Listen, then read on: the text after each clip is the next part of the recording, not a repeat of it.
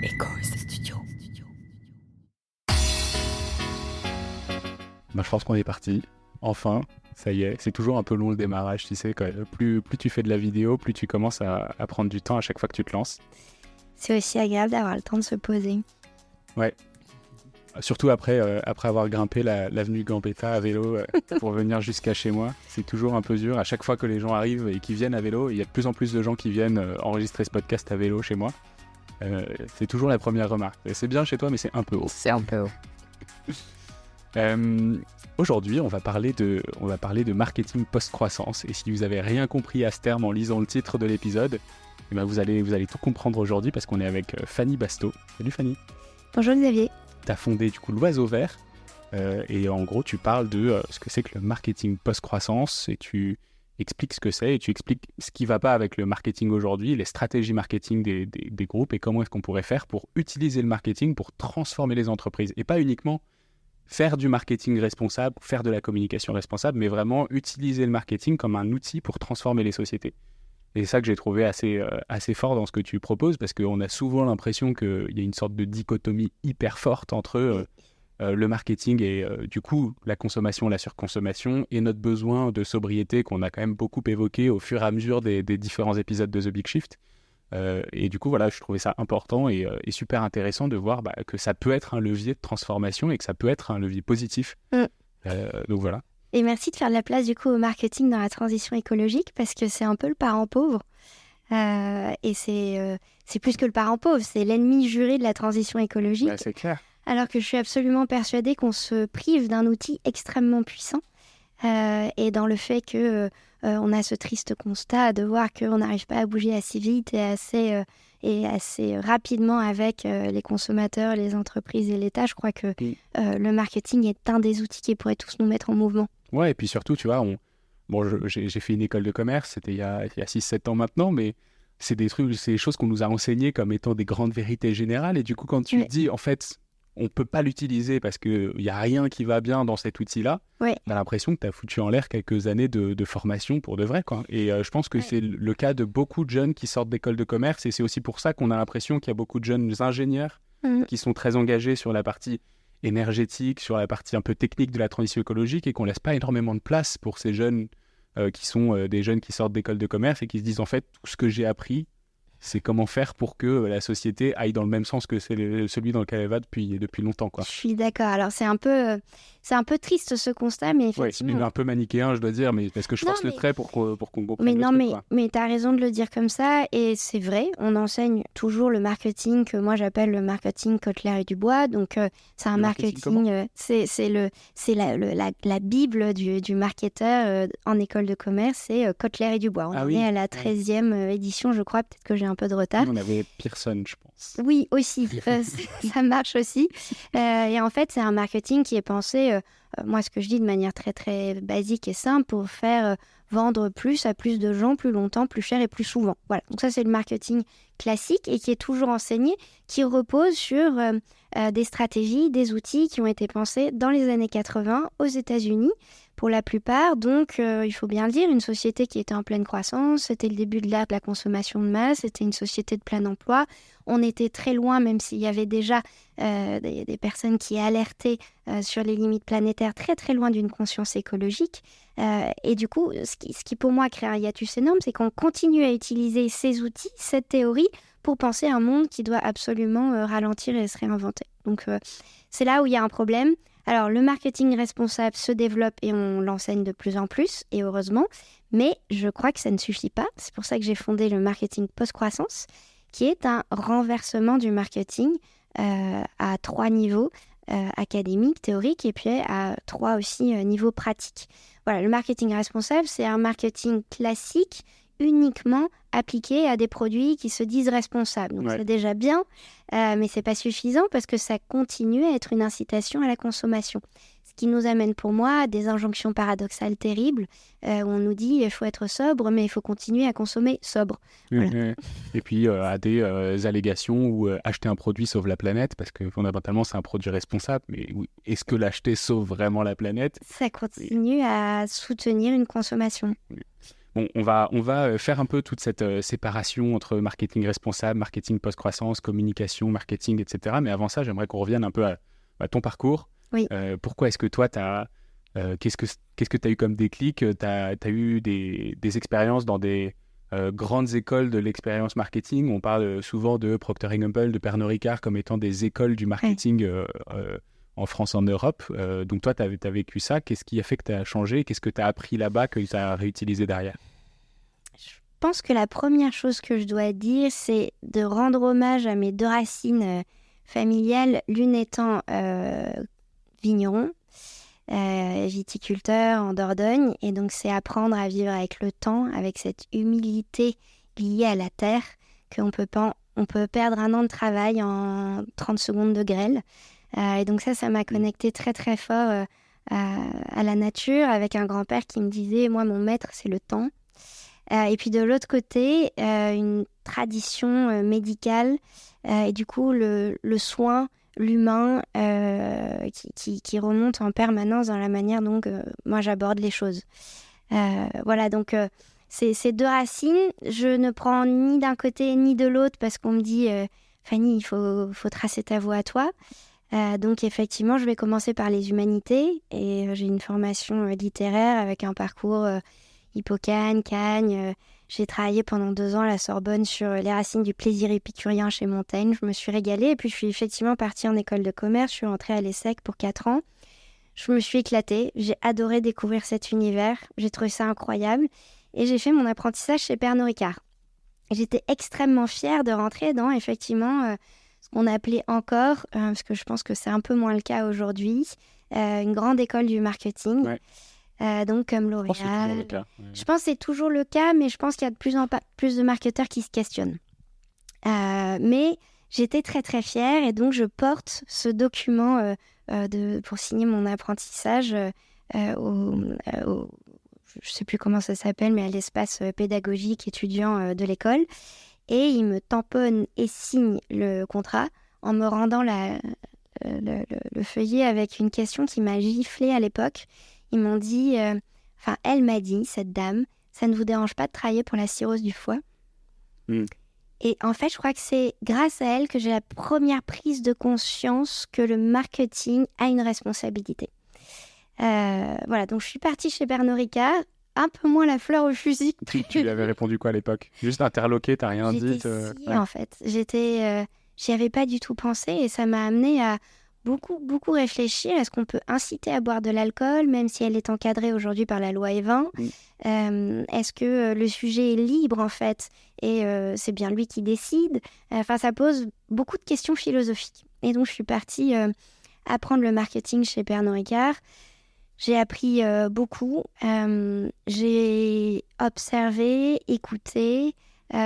Pour autant, très vite, je ne pouvais pas rester là-dedans. Alors, à l'époque, j'étais loin d'une conscience écologique. Je suis honnête, on est en 2008-2009. Moi, je ne suis pas encore sensible à ces questions-là. Mais... peu de gens dans le grand public. Ça reste encore quelque chose de très scientifique à l'époque. Mais en revanche, je commence vraiment à me poser des questions de responsabilité des grands groupes, de la manière dont on travaille, de la place qu'on fait aux aspérités, de la pression qu'on met, voilà, qui sont des questions d'écologie en fait. Et ça, voilà, ça me questionne, et ça me fait partir vers d'autres horizons. Ok, et du coup, des horizons marketing, ou t'as travaillé peut-être dans d'autres groupes avant de... Non, alors c'est ça qui est très particulier, c'est que en fait l'expérience chez Pernod Ricard, c'est ma seule expérience en service marketing. Ouais. Je me suis mise à mon compte par la suite, parce que je me suis dit que si j'étais pas bien chez Pernod Ricard, qui est une super boîte, où il y a une super ambiance et une vraie convivialité, des produits magnifiques, je serais pas bien dans beaucoup de boîtes. Donc je me suis dit qu'il fallait tout de suite tenter l'aventure. Je suis partie en Chine. J'ai travaillé pour le château d'Yquem, et puis là-bas, en fait, en Chine, j'ai découvert que le Graal, c'était pas le CDI, qu'on pouvait faire plein de choses, qu'on pouvait prendre des risques, rencontrer des gens, lancer plein de projets. Et donc, je suis rentrée là, en France avec la tête disponible à plein de choses. Et c'était magnifique d'avoir cette expérience à ce moment-là. Alors que je pense qu'effectivement, en sortant d'école, il y a beaucoup, beaucoup d'étudiants qui se disent qu'il faut se sécuriser.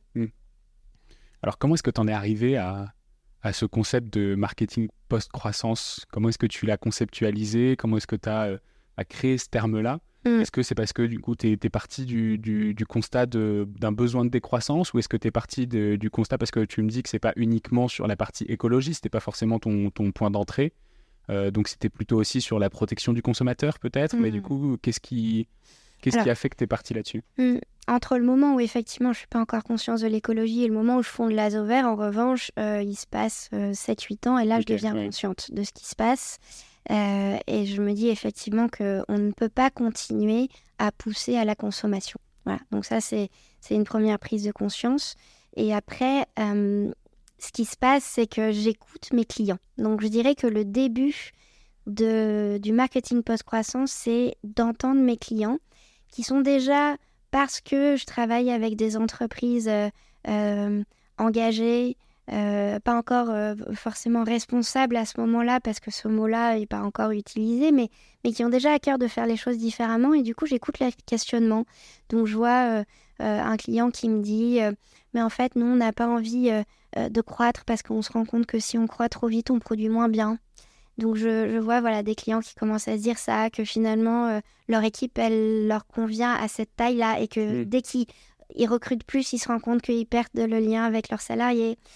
J'entends des clients qui me disent, ça c'était chez Aromazone, c'était passionnant, on ne sait pas segmenter nos clients parce qu'en fait, ils ne sont pas comme les autres, donc on ne rentre pas dans les personas classiques de marketing.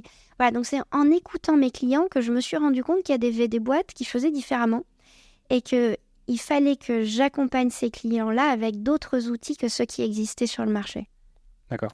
Et donc, c'est 5 ans de recherche, à la fois de recherche-action, de recherche académique, de lecture, pas que de marketing, pas que de stratégie, beaucoup de sociologie, de l'anthropologie, de la littérature.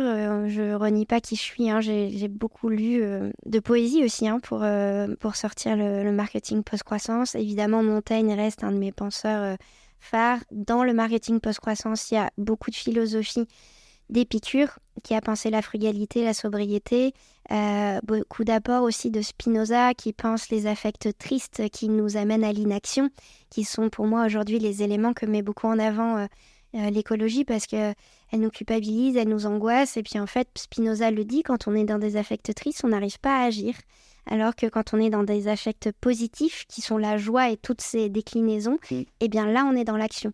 Donc moi, c'est aussi... ça que je pense dans le marketing post-croissance, c'est comment on donne envie d'un autre monde. Oui, en fait, on revient beaucoup à cette notion de rendre l'écologie sexy, qui est un épisode que j'avais enregistré avec Mamad de The Impact Story. On parle beaucoup aussi création des nouveaux récits avec Cyril Dion. Oui. Et c'est, en fait, toi, tu penses que le marketing, qui est souvent décrit comme un outil de manipulation. Oui, c'en est un. Je pense qu'il ne faut vraiment pas se mentir là-dessus, c'en est un. Ouais, et du coup, en fait, c'est un outil de manipulation aujourd'hui qui est utilisé à mauvais escient, a priori, ou peut-être pas forcément avec suffisamment de conscience de ce qu'on fait. Et il pourrait être utilisé, manipulé de façon positive. Oui. Et là, tu philosophes beaucoup, mais quelle est la notion de ce qu'on peut estimer être le bien commun, ou ce qui doit être bien fait, ou ce pourquoi on peut l'utiliser, ce pourquoi on ne peut pas l'utiliser? C'est plein de questions. Alors déjà, dire... Non, mais c'est génial. Mais déjà, dire qu'à terme, moi, je voudrais qu'il n'y ait plus de marketing. Ou alors qu'il y ait ce que j'appelle un marketing utile. Pour moi, la meilleure illustration de ça, c'est Karl Lagerfeld qui pose dans les années 2000 avec un gilet jaune et qui dit... C'est une pub pour la sécurité routière et il dit c'est moche, c'est jaune, mais ça va peut avec rien, sauver la vie. Mais ça peut me sauver la vie. Tu te souviens de cette je me souviens de celle-là. Bon, ça pour moi c'est le seul marketing qui devrait continuer à exister. C'est-à-dire on utilise un outil du marketing qui est un outil dégueulasse qui s'appelle le personal branding, le personal endorsement, où en fait tu utilises quelqu'un de connu qui vante les mérites d'un produit. Et pour moi ça s'approche de la pensée magique, voire de la cannibalisation, c'est-à-dire que tu te dis que parce que Kate Moss met ce rouge à lèvres là, bah toi t'es un peu Kate Moss quand t'achètes ce rouge à lèvres. Bon, c'est la base de l'influence marketing. C'est dégueulasse. Aujourd'hui, tous les influenceurs, c'est le principe. Exactement. C'est un vrai problème. Quand c'est utilisé pour que les gens mettent un gilet jaune pour se sauver la peau sur une bande d'arrêt d'urgence sur l'autoroute dont on sait que la durée de vie est de quelques minutes si tu ne te protèges pas et que tu ne te signales pas, c'est du bon marketing. Pour moi, si Karl Lagerfeld a pu faire en sorte que les gens mettent leur gilet jaune, je dis oui. Oui, mais du coup, là, tu vois, je veux dire, le ROI pour une marque, ce serait quoi? Là, le ROI pour l'État, c'est diminuer le coût des accidents de la route, peut-être.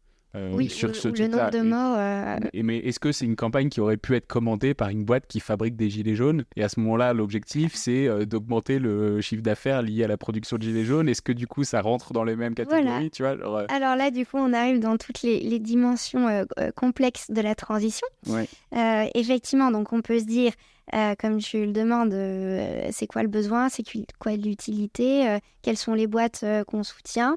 Alors, il y a plein de réponses à ça. La première, c'est qu'effectivement, des boîtes qui s'engagent pour le bien commun et qui disent ça c'est bien et c'est ça qu'on va soutenir, me posent la question effectivement de qui dit que c'est bien. Quels sont les critères qui font qu'on dit que c'est bien.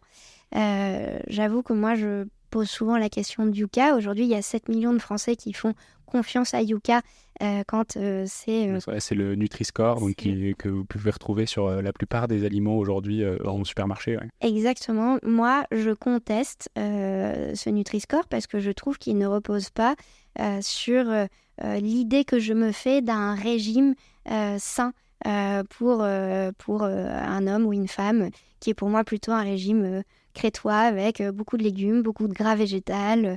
Voilà. Voilà. Donc, ça pose quand même la question du tiers qui va dire on peut faire confiance ou on ne peut pas faire confiance. Et de plus en plus, dans les entreprises qui se développent et qui, du coup, s'arrogent un domaine étatique qui est de l'État régalien, en fait, et de dire moi, je vous dis ce qu'il faut consommer pour être en bonne santé, je dis attention. Pour autant, toutes ces entreprises qui essaient aussi, et en toute bonne foi, de nous montrer le chemin d'une consommation plus responsable, plus consciente, c'est génial. Moi, je plébiscite Clear Fashion, qui est un peu le Yuka de la mode. En fait, à travers une application que vous téléchargez, vous pouvez scanner l'étiquette d'un vêtement et savoir quel est son impact sur de multiples dimensions. C'est assez génial. Après, on peut remonter et se demander comment c'est mesuré. Mais déjà, de se dire, voilà, ce t-shirt, il a plus d'impact que celui-ci. Est-ce que vraiment j'ai besoin de ce t-shirt-là? Sachant qu'en moyenne, un vêtement en France est porté 7 fois. Bon, ça peut permettre de remettre les choses en perspective. Ok. Mais bon, il y a beaucoup de choses dans ta réponse. Et il y a beaucoup de choses aussi qu'il faudrait qu'on étudie un peu plus en profondeur sur la partie manipulation, sur la partie qu'est-ce qui est le bien de toute façon, et ça c'est très très très subjectif. Il y avait quand même 3 points quand j'ai préparé cet épisode que j'avais retrouvé dans le modèle que tu proposes sur ton site, d'ailleurs un super PDF gratuit que vous pouvez tous télécharger en allant sur le site de l'Oiseau Vert. Il y avait 3... je crois que c'était des piliers ou des pivots que tu appelais ça, du marketing post-croissance. Oui. Qu'est-ce que c'est pour essayer de séparer ça un peu de la partie marketing responsable, marketing post-croissance? Qu'est-ce qui fait qu'aujourd'hui, une boîte pourrait se dire « Ok, là, je suis sur les bons rails dans la création d'une vraie valeur sociale, écologique ?» Alors, le premier, c'est de se dire qu'il faut switcher d'un marketing de consommation à un marketing de mission.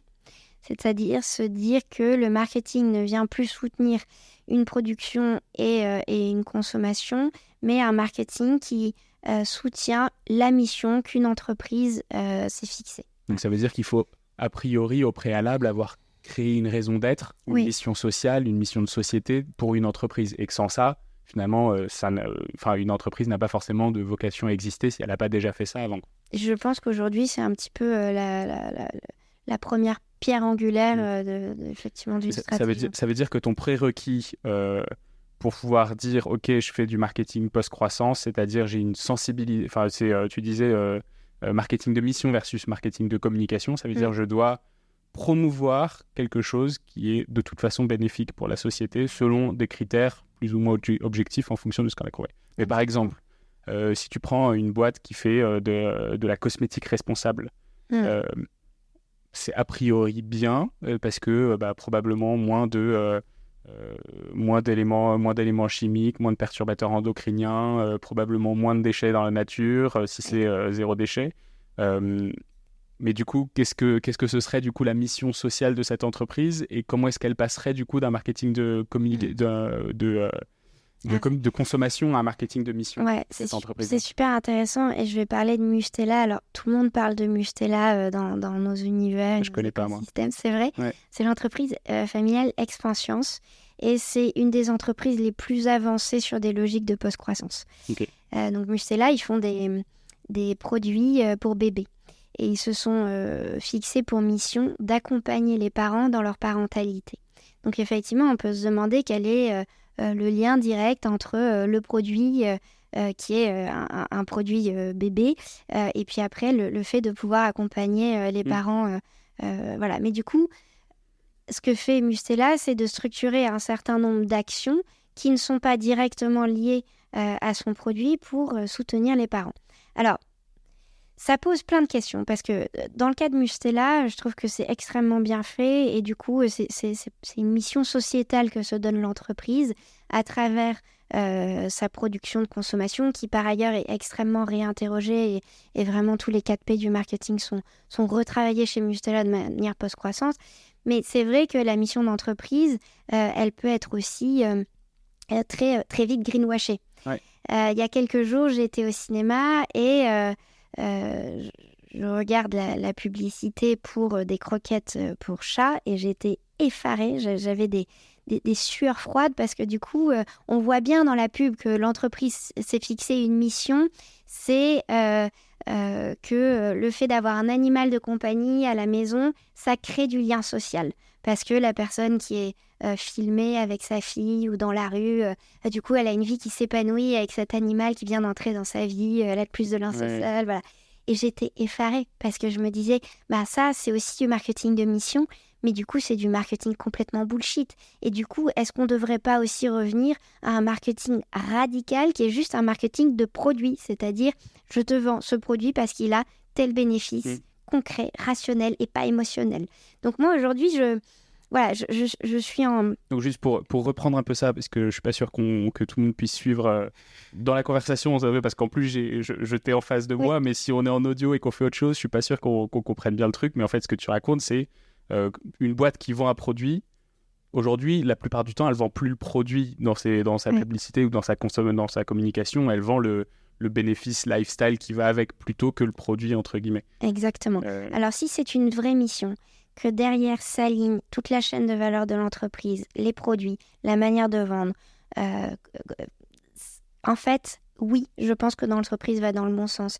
Si en fait c'est utilisé pour derrière continuer à faire la même chose, là, effectivement, on est typiquement dans un cas de greenwashing. Donc, c'est pour ça que mes réponses sont un peu complexes, c'est parce que on est dans un monde de transition, de nuances, et que... même le greenwashing, pour moi, aujourd'hui, je pense qu'il faut y être extrêmement vigilant. Et en même temps, j'ai envie de dire, si ça donne envie à des entreprises de commencer à faire différemment, peut-être qu'il faut y aller. Le vrai problème du greenwashing, c'est que si ça représente 2% de l'activité de l'entreprise et que ça occupe 40% de sa part de communication, c'est un problème. Si ça occupe 2% de l'activité et que, en fait, on communique très peu dessus, mais qu'en interne, ça commence à faire bouger des choses parce qu'on se rend compte que sur les filières, on peut faire différemment, que le service marketing peut communiquer différemment, il faut y aller. Voilà, c'est pour ça que je suis très nuancée. Ok, donc ça, c'est le premier pilier, pivot du marketing post-croissance. Qu'est-ce que sont les autres ? On va peut-être essayer de passer un peu plus vite dessus, mais c'est quoi les deux autres piliers ? Alors, le deuxième pilier, c'est de passer d'un marketing de l'offre à un marketing de l'action. Aujourd'hui, on considère qu'on a un consommateur qui est un récepteur de ce qu'on veut lui vendre. Ou lui fourguer, ça dépend comment on voit les choses. Parce qu'il n'a pas forcément besoin de ce dont on est en train de parler. Et moi, ce que je dis, c'est qu'en fait, le consommateur aujourd'hui, ça n'est pas qu'un consommateur, c'est un citoyen, c'est un acteur. Je pourrais parler de beaucoup d'entreprises où je vois que le consommateur est tellement engagé que c'est même plus un consommateur, c'est ce que moi j'appelle un migrateur. C'est quelqu'un qui est prêt à donner de son temps, de ses idées, de son implication parce qu'il croit dans la mission que s'est fixée l'entreprise. Et j'ai des exemples incroyables d'entreprises qui arrivent à fédérer des communautés très agissantes. Et ça, c'est aussi des entreprises qui, du coup, ne font pas que vendre, mais qui proposent à leurs consommateurs de se mettre en action avec elles. Donc, bien évidemment, souvent, il y a encore un produit, mais très souvent, il y a en plus des propositions d'action avec le client. Voilà.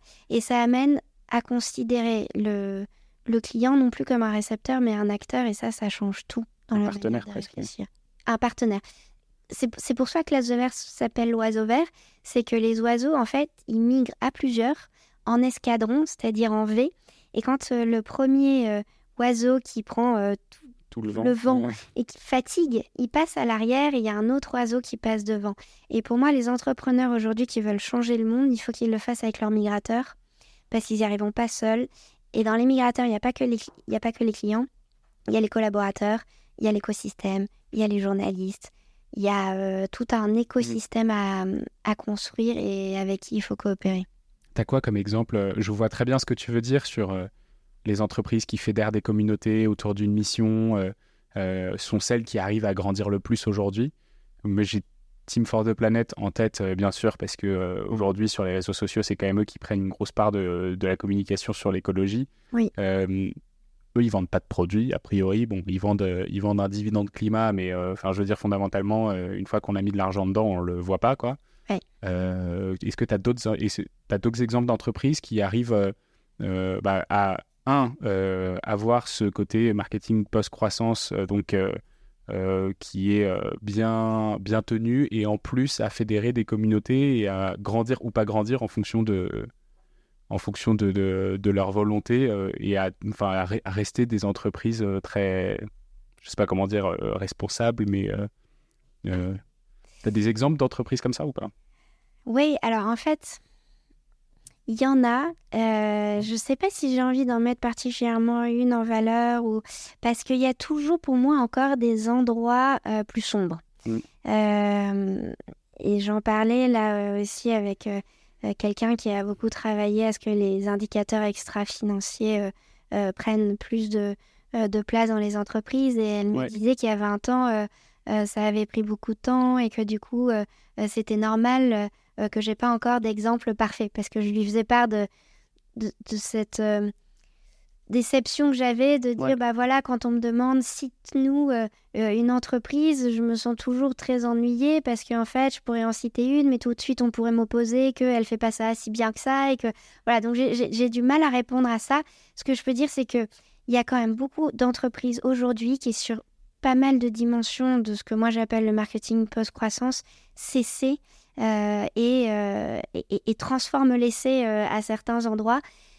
Ce qu'elles peuvent pas faire, c'est d'être sur tous les fronts en même temps. Et en ce moment, moi, j'interviewe beaucoup de directeurs et directrices marketing, et je suis pleine d'empathie pour eux, parce qu'ils sont sur tous les fronts, ils ont tous les sujets en même temps. Ce sont des sujets systémiques qu'ils peuvent pas mener seuls, parce qu'il faut les mener avec les achats, avec les clients, avec les distributeurs, et ils doivent tout faire bouger en même temps, et ils savent même plus par quoi commencer.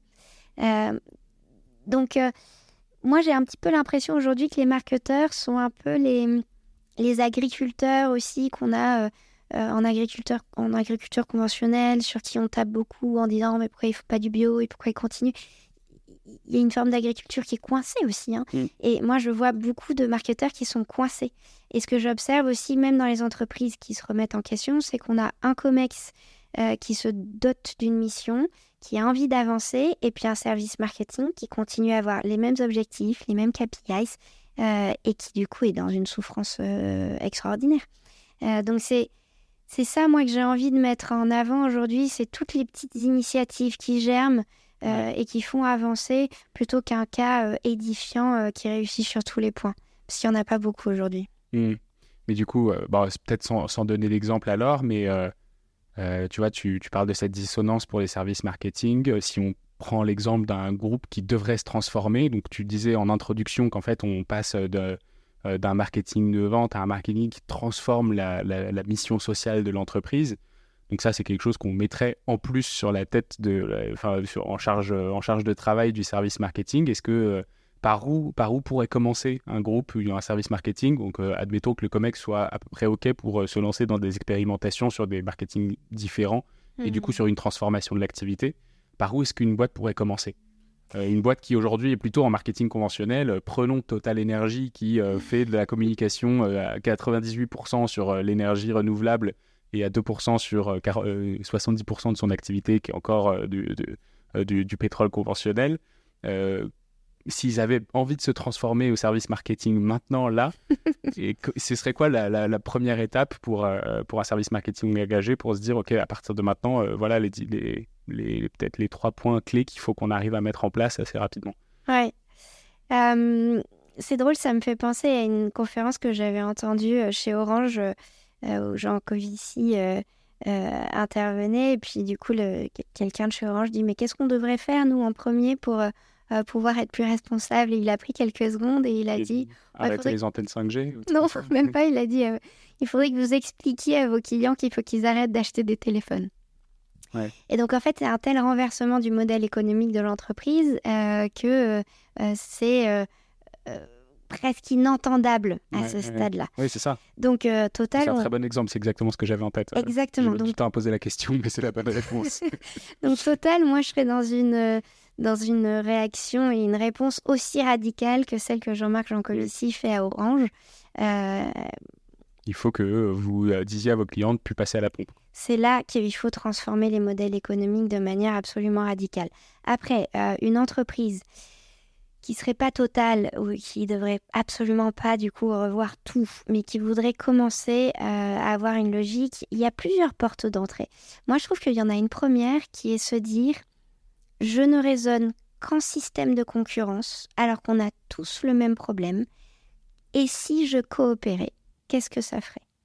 Donc ça, c'est la première question à se poser pour moi, c'est se dire, OK, dans ma filière, en amont, en aval, avec les différents acteurs, y compris mes concurrents, qu'est-ce qu'on pourrait faire ensemble pour dupliquer nos engagements et parvenir à une forme d'effet de levier qui fait qu'on bascule plus vite et on a des résultats plus forts. Donc ça, c'est pour moi un des renversements aussi du marketing post-croissant pratique, c'est comment est-ce que je passe de la concurrence à la coopération. Oui. Pas au cartel.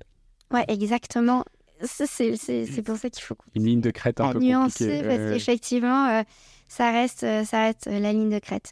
Après, il y a une autre manière de réfléchir qui est de se dire aujourd'hui, le marketeur, il pense trou dans la raquette sur le marché.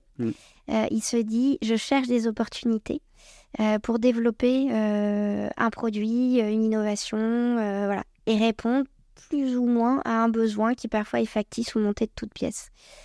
Si le service marketing se posait la question de l'utilité en se disant de quoi on a besoin, qu'est-ce qui est utile, voire regarder toute son offre à l'aune de cette question en se disant est-ce que c'est utile, il y a beaucoup de choses qui y bougent déjà. Et on peut déjà se poser la question de est-ce que je conserve ce produit, par quoi est-ce que je le remplace, est-ce que vraiment je vais sur cette innovation, à quel besoin ça répond. C'est tout le problème aussi de la sursegmentation aujourd'hui en marketing.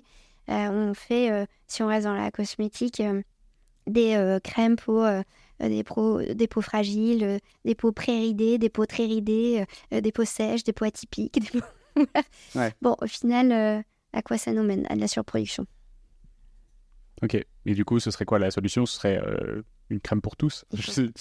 Est-ce que ça fonctionnerait ? Est-ce que, tu vois... Je pense qu'il faut absolument réduire la production et donc les références.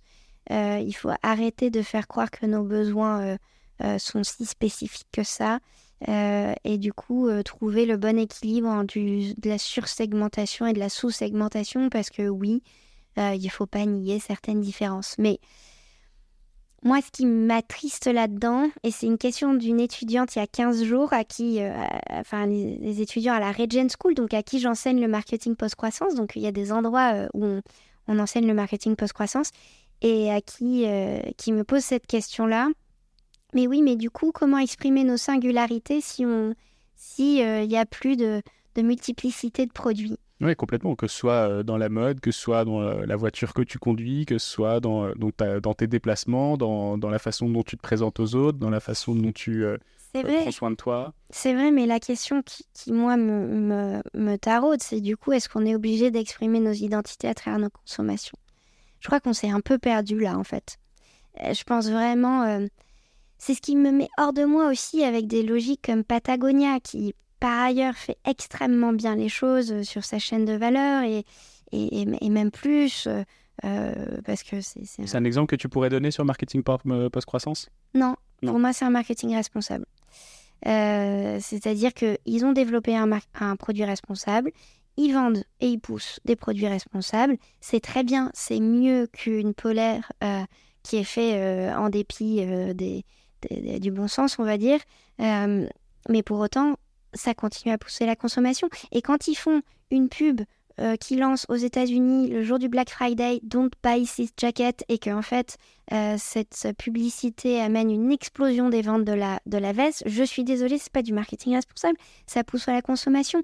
Et aujourd'hui, et ça c'est théorisé par Fanny Paris, une anthropologue dans Les Enfants gâtés, elle le dit très bien, c'est qu'aujourd'hui, il y a une surconsommation des gens qui veulent consommer responsable. C'est-à-dire, j'ai une polaire dégueulasse et du coup, je vais m'en séparer alors qu'en fait, elle est encore utile pour acheter une polaire Patagonia parce que je peux du coup exprimer mon identité écologique à travers cette polaire. C'est un problème.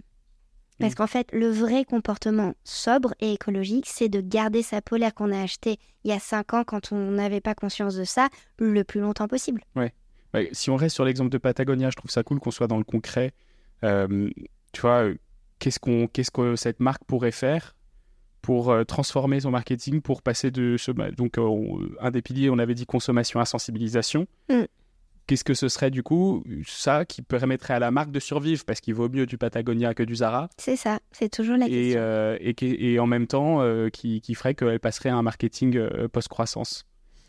Est-ce que tu as un petit levier là qu'on pourrait actionner pour cette marque en exemple? Ouais, je pense qu'effectivement, il faudrait que la marque réfléchisse quand même beaucoup à sa manière de communiquer et à la désirabilité de son produit et sensibilise beaucoup plus le consommateur. Et du coup, tu vois, on arrive au 3e pilier, qui est pour moi qu'un marketing post-croissance, c'est pas un marketing qui communique, c'est un marketing qui sensibilise.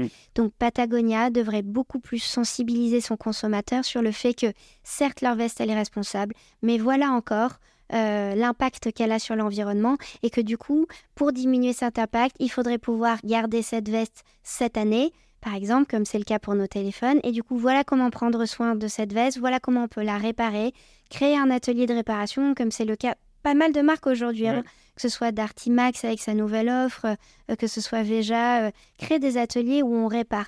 Donc pour moi, le switch que devrait faire Patagonia, c'est ça, c'est de dire comment prendre soin de nos produits pour qu'ils durent le plus longtemps possible. Et il y a des petites marques, moi j'ai vu passer là, qui, par exemple, renforcent les endroits d'usure de leurs produits pour qu'ils durent plus longtemps. Donc, mettre des coudières, parce que c'est là que ça se craque à un moment. Par exemple, ça, moi, je trouve que c'est des gestes que pourrait faire Patagonia qui les ferait basculer du responsable au post-croissant. On a enregistré un épisode la semaine dernière avec Fago.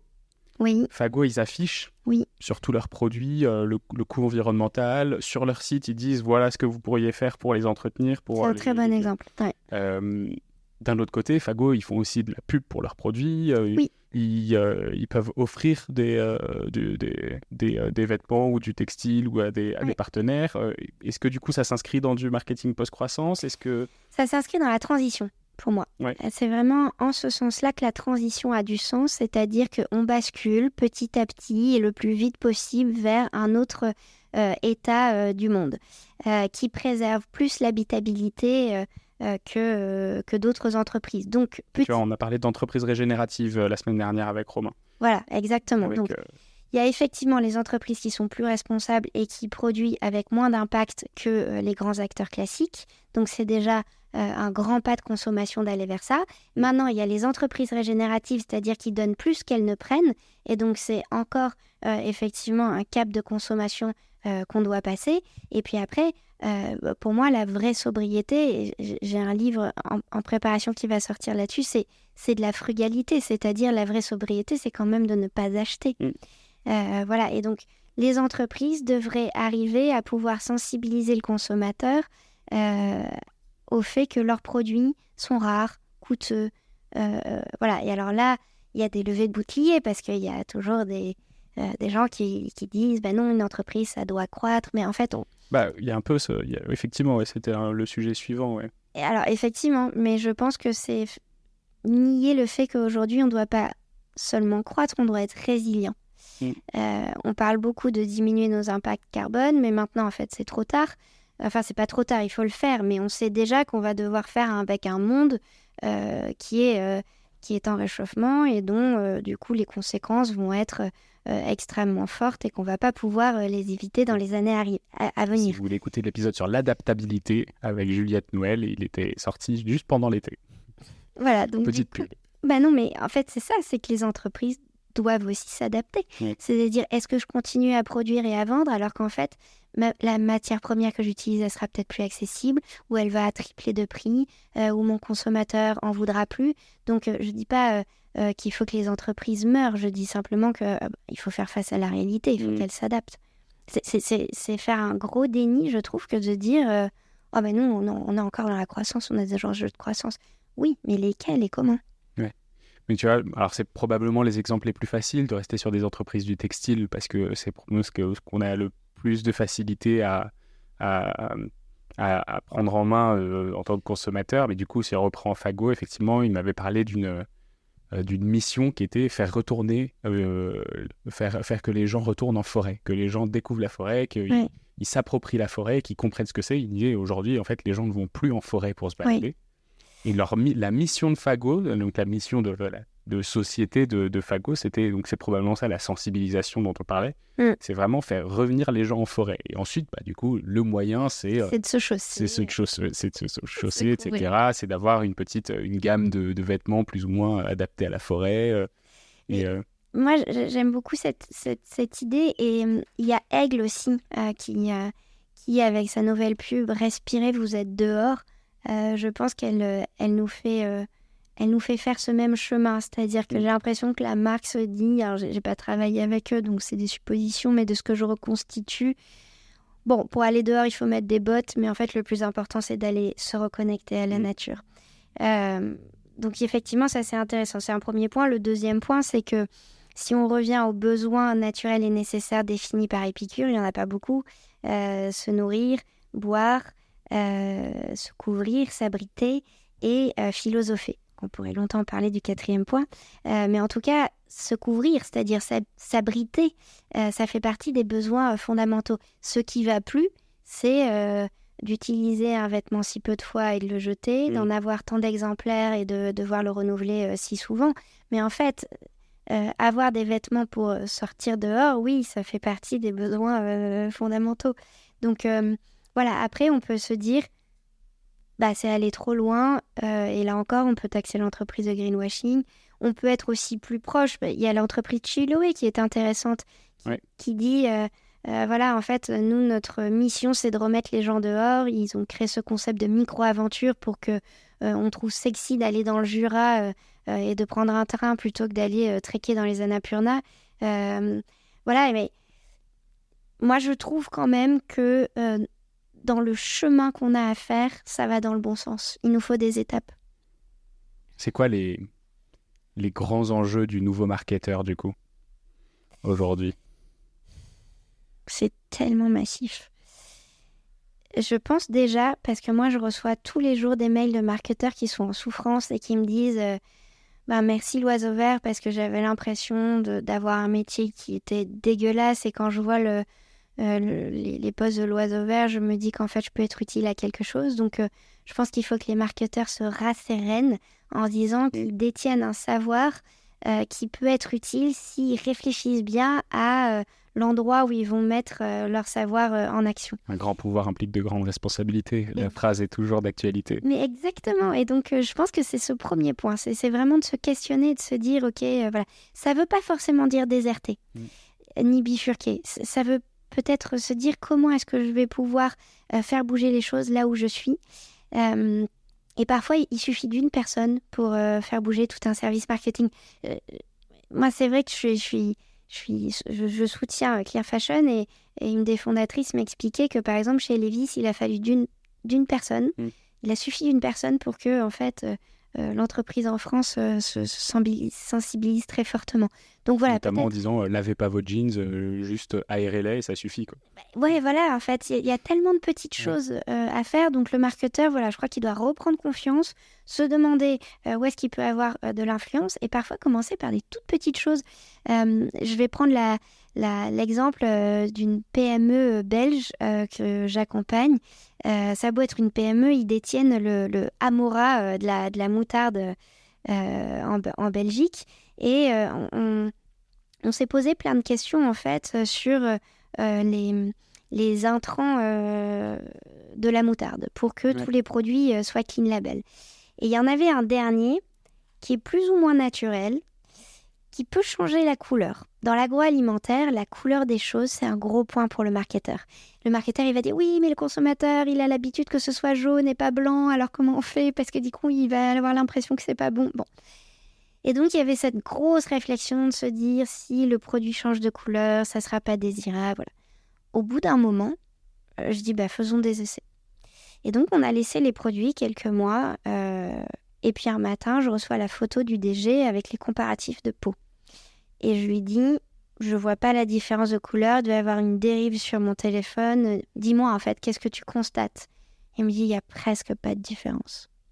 Donc, parfois, il suffit de toutes petites expériences pour que derrière, il y ait des grands changements. Donc, pour moi, les marketeurs, ils doivent se demander là où ils ont le pouvoir d'agir, tenir le cap, faire les choses, et puis après, sur des preuves, commencer à enclencher des choses sur les chaînes de valeur de manière plus profonde. C'est quoi les secteurs dans lesquels c'est le plus nécessaire? On a parlé de l'habillement, du textile, on parle un peu de l'agroalimentaire. C'est quoi les secteurs un peu urgents?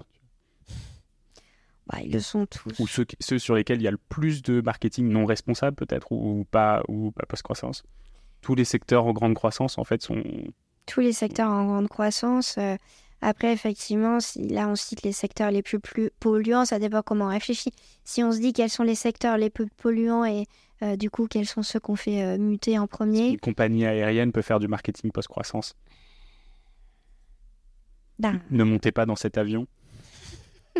Ce qui serait du coup une incitation à monter dans l'avion parce que en fait, on est des animaux un petit peu retards. Hein. Quand on nous dit de pas faire un truc, on a envie de le faire.